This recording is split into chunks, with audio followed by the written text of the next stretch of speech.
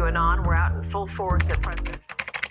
I know nothing about QAnon. I do know they are very much against pedophilia. I don't know much about the movement other than I understand they like me very much, which I appreciate. What's up, guys? It's Jason here, and welcome back to my YouTube channel, Conspiracy Insight. The January 6th storming of the Capitol featured several memorable characters. Most people who even remotely recall the event remember a bare-chested young man wearing a horned fur hat with a sign that said, "Q sent me," as well as several participants' clothes featuring a prominent Q. Since Donald Trump's presidency in 2017, QAnon, often abbreviated as Q in their swag, has become a larger part of mainstream American culture. It's quite possible that the internet has spawned QAnon, and we hear about it often, usually associated with fake news and conspiracy theories. What or who is QAnon then? The answer highly depends on who you ask, but I'll try to break it down anyway. By the end of this video, you'll also know what is Pizzagate and why is March 4th significant. But first, if you wouldn't mind just tapping that like button for the YouTube algorithm, I would really appreciate it. The more engagement a video like this gets, the more likely the YouTube algorithm is to push it out for more people to enjoy. And as this is a brand new channel I started this year, it helps me out and it's free to do. I respond to all comments and feedback. If you believe in conspiracies, be sure to subscribe and hit that notification bell for new videos each week. Thanks for doing that, and now let's continue on with the rise and fall of QAnon. Beginnings of QAnon. This is the history of QAnon. In October 2017, an anonymous individual or two with the username Q began to post on the online forum 4chan. QAnon was thus born, with the Q being the username and Anon being the shortened for anonymous. The posts claim to have top-secret government clearance, otherwise known as Q clearance, and insider knowledge about an under-the-radar Cold War of sorts. Trump versus unethical politicians like Hillary Clinton and elitist Hollywood liberals, many of whom were also involved in child sex rings and pedophilia. Trump and QAnon supporters winning that war would mean that pedophile and generally corrupt politicians, as well as the well-connected, well-heeled ring that supports them, and all sorts of sex crimes, would be arrested and tried, or perhaps even executed. Depending on your political beliefs, this may sound bizarre or conversely very accurate. Regardless of your political beliefs though, one fun fact is that Q clearance actually exists. It's the highest level of security clearance that government employees can have to access nuclear research. In a 2021 poll, as many as 45% of poll participants either weren't sure or didn't know about QAnon. However, that may not mean Americans aren't aware of the theories that QAnon supports, even if they don't know that QAnon is behind them. QAnon fairly quickly spread beyond the confines of 4chan's somewhat niche audience of 20 million unique monthly visitors as of May 2021 to Twitter, Facebook, and YouTube. QAnon's presence on Twitter, for instance, became so influential on the 2020 election that Twitter suspended 70,000 QAnon-associated accounts.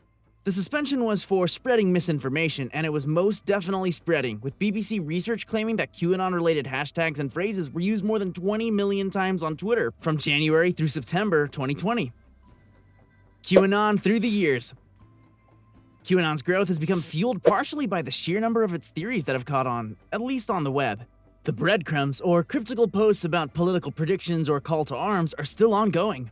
They have even gone back in time, all the way to President JFK's 1963 assassination, claiming he was killed because he was set to expose the deep state or cabal of corrupt politicians, celebrities, and other influencers. In a similar train of thought, President Reagan was also shot in 1981 to protect the deep state and keep the establishment's status quo. Perhaps one of the most recent notable theories associated with, but not created by QAnon, actually helped lay the foundation for its growth. The one and only Pizzagate of 2016, when Hillary Clinton's campaign manager, John Podesta, had his email account hacked. Clinton's political opponents and their supporters used social media platforms such as Twitter and 4chan to advance their theory that Podesta's emails had coded language referring to other Democratic politicians, and several restaurants facilitating a child sex ring and human trafficking. More specifically, an exchange between Podesta and James Alefantis, the owner of the Washington, D.C. pizzeria Comet Ping Pong, caught the eye of several fledgling QAnon followers. While the message centered on the possibility of Alefantis hosting a Clinton fundraiser at Comet Ping Pong, 4chan became a hotbed of speculation that in fact the pizzeria was the clandestine headquarters of a child trafficking ring. For the masterminds, you guessed it, then presidential candidate Hillary Clinton and her right-hand man John Podesta. It would probably just be dismissed as your standard internet drudge if violent threats that Comet Ping Pong's owner and staff received through the phone calls and social media had stayed that way. However, in December of 2016, 28-year-old Edgar Madison Welch actually arrived at Comet Ping Pong to self-investigate the child's trafficking ring claims, as he told authorities. His self-investigation involved him pointing an assault rifle at Comet Ping Pong employee who had managed to run off to call the police. Though Welch did fire his gun, luckily no one was hurt. It was a case of political internet gossip having real-life, very harmful consequences. But it also seemed to show that the same gossip could drive political extremists to take matters into their own hands.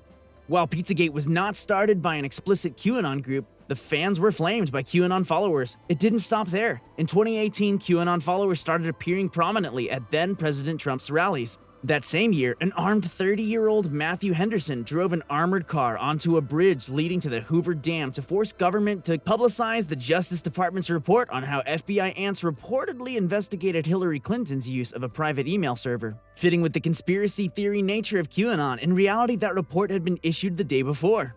QAnon followers were confident that actually a second report existed, which had been withheld mysteriously from the public and coincidentally contained the real truth. According to the New York Times, so far no proof of such a second report exists to back up QAnon's claims. Nonetheless, QAnon followers carried on that the unveiling of such classified government files is part of the Great Awakening. That report should have been just one of many signs of the deep state that QAnon and President Trump were apparently fighting and shining a light on.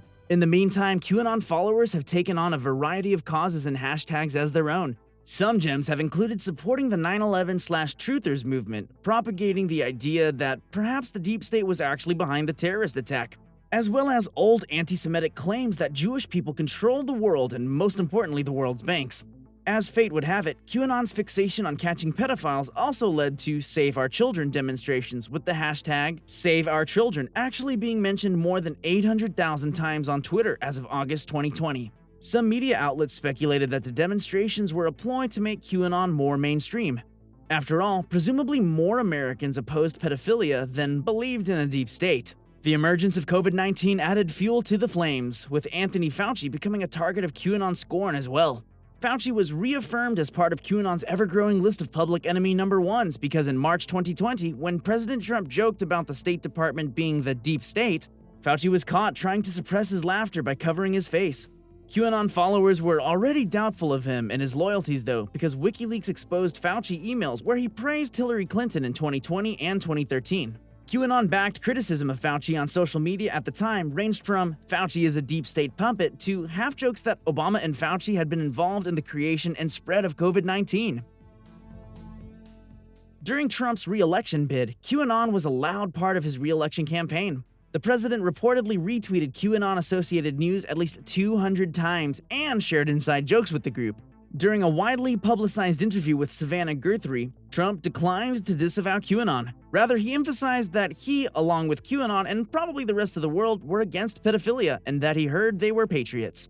His middle son, Eric Trump, posted a QAnon meme on his Instagram that included the stylized QAnon Q logo and the acronym WWG1WGA. Short for "Where we go one, we go all," a common rallying cry amongst QAnon followers. In the most recent congressional election as well, QAnon's influence was not unfelt. At least 19 House representative candidates who were supportive of QAnon at one point or another were on the ballot. Of those candidates, Marjorie Taylor Greene won Georgia's 14th congressional district and Lauren Boebert won Colorado's 3rd congressional district. Their election to the House of Representatives caused a stir because Greene had posted frequently about the potential truth QAnon was attempting to spread, while Boebert has shared the QAnon prediction that the GOP will retake Congress after Democratic politicians are brought down en masse by arrests and resignations for their wrongdoings. QAnon post-Trump. Greene and Boebert's victories also brought controversy within the Republican Party itself. In one daily Cost Civics poll, as many as 55% of registered Republicans believed some part of QAnon conspiracies were true. This contributed to QAnon's most vocal advocates being found in local politics, such as city councils and influential positions on school boards. Notably, traditionally Republican strongholds such as South Carolina, Michigan, and Indiana weren't 100% on the QAnon train. Chair of the Indiana GOP, Kyle Hupfer, didn't beat around the bush, declaring, "I don't think QAnon is part of the Republican Party." Leaders need to lead in a fact-based, solution-oriented manner and stick to the actual facts that are proven, not opinions and not conspiracy theories. His rejection of QAnon's conspiratorial nature showed the widening gap between fringe activists vaguely associated with the GOP and more traditional Republicans. Mainstream Republican skepticism about QAnon only made its content return to its niche roots on the internet. After the Capitol riot on January 6th, both President Trump and QAnon-related accounts were banned from mainstream platforms, including Facebook, Twitter, and YouTube. The days of 200,000 followers on Facebook QAnon groups are long gone, but theories about the election being rigged and calls for a political revolution nonetheless continued. Some QAnon supporters went even further, claiming that Trump continued to control American political events secretly from Mar-a-Lago, a resort in Palm Beach, Florida. The wonky theories continued on encrypted messaging apps, Telegram and Signal, for instance. QAnon influencers also made their voices heard in an October 2020 lawsuit against YouTube, alleging anti-conservative bias. As the height of the COVID-19 pandemic has given way to the rise of vaccines, many QAnon followers have framed the vaccines as a form of mind control pushed by a global elite. Despite TikTok's best efforts, QAnon's YouTube followers seem to have migrated to the platform en masse. TikTok has unwittingly become the host of anti-vaccine theories to hashtags such as #GlobalRebellionForFreedom, alluding to social media censorship of QAnon. As March 4th came and went, the day that QAnon's most ardent followers believed Trump would take back power from Biden and the Democrats, reality slowly came crashing down. President Biden would continue being president for the duration of his term, and QAnon needed new rhetoric to stay relevant. Strangely, the Capitol riot even became a point of contention then. Since the riot failed in restoring Trump to the presidency, conveniently, it actually wasn't a QAnon majority crowd. Instead, it was allegedly a left-wing attack to frame QAnon. Only a few QAnon supporters were supposedly actually involved. QAnon has tried to combat irrelevancy by also harping back on Cold War-style fears that the US is falling behind other countries, and it will only be exacerbated with Biden's presidency. Their more recent rhetoric focuses on the Chinese Communist Party establishing a new world order antithetical to the United States. Ironically, it's been theorized that China, Russia, Iran, and Saudi Arabia have fueled QAnon messaging prior to the Capitol riot to sow discord and misinformation. While in 2020, Russia is thought to have led QAnon activity that has originated outside of the USA, in 2021, China has led the fray. It might be lost on many QAnon followers that perhaps the so-called breadcrumbs or clues dropped by Q on different forums may actually be propagated by the same nations they demonize. It's safe to say that given the prevalence of conspiracy theories throughout American history, QAnon is just another one for the history books, even if it's muted for now. So with that said, thank you so much for watching my video. There was a significant amount of research and production that went into making this video possible. As this is a brand new YouTube channel I just started this year, if you enjoy videos like this, please click the subscribe button and hit that notification bell. If you haven't seen already, check out my video on the rise and fall of New York or the COVID vaccine war between China and the United States. As always, stay happy and healthy and stay tuned for another episode of Company Insight next week.